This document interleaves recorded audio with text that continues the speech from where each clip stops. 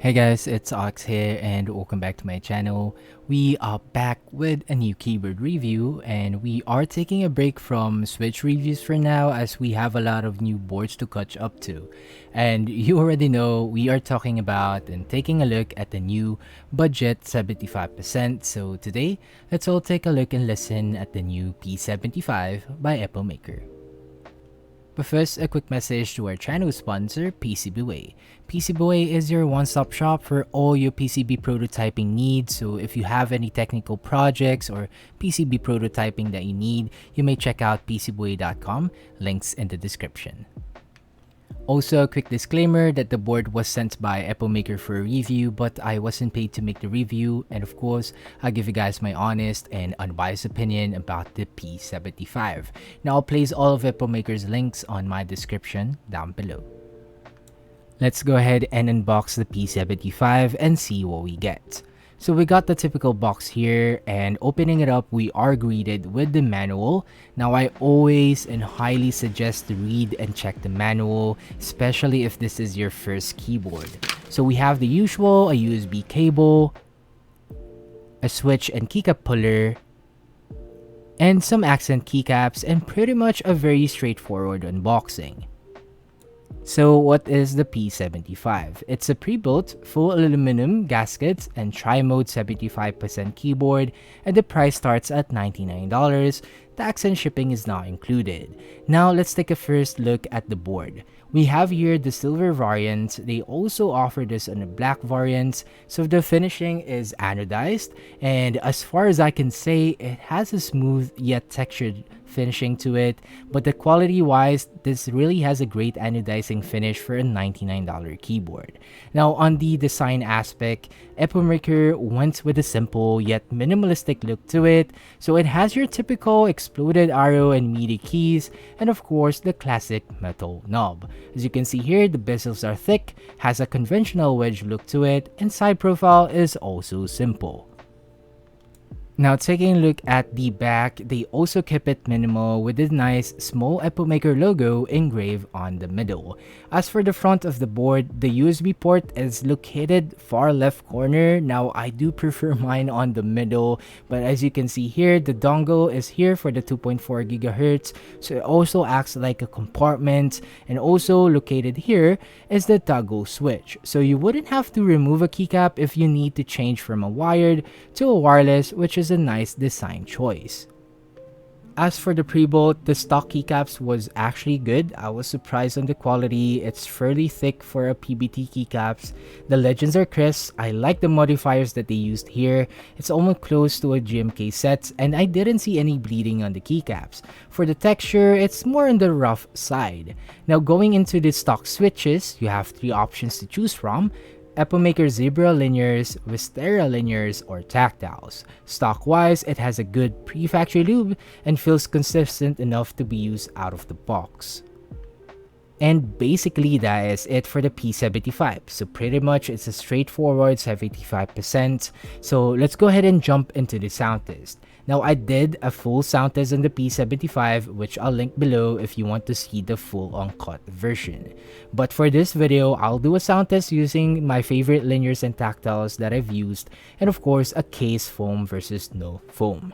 And speaking of the sound test, a quick disclaimer that the sound and experience, it will always vary depending on how you build your keyboard. So let's go ahead and enjoy the sound test on the new P75 by Epomaker.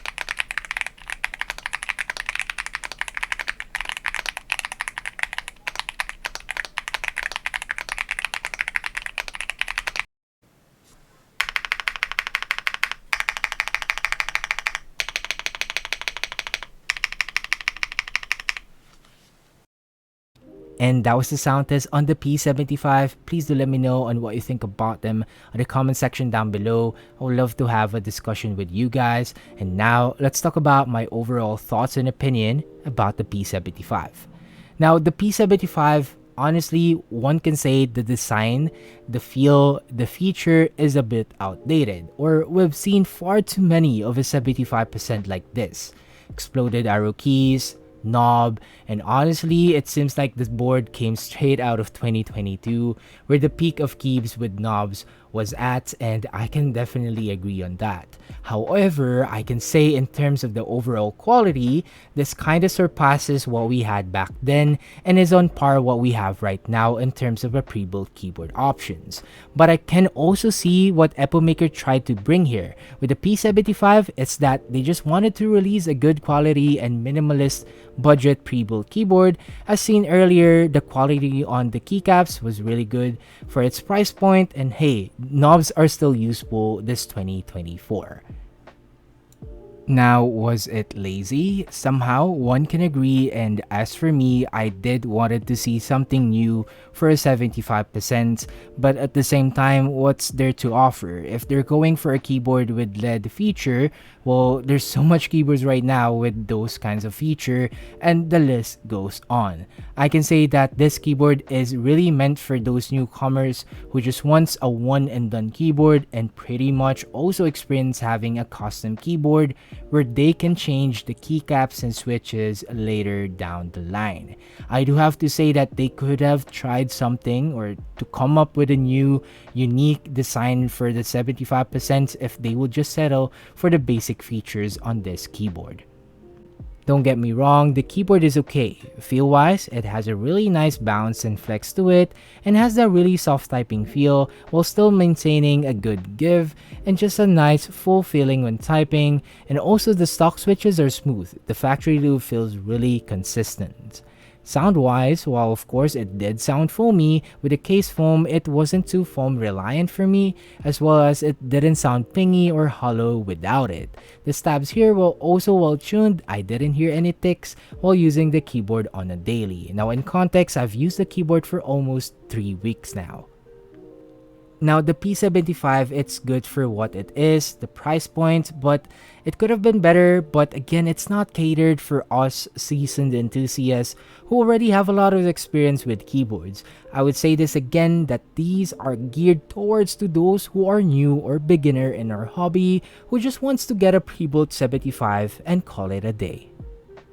And that's it for the video, guys. I hope you find the review on the P75 helpful. Again, please don't forget to like the video. You can share if you want, and of course, subscribe for more. And I'll see you guys on the next sound test. Peace.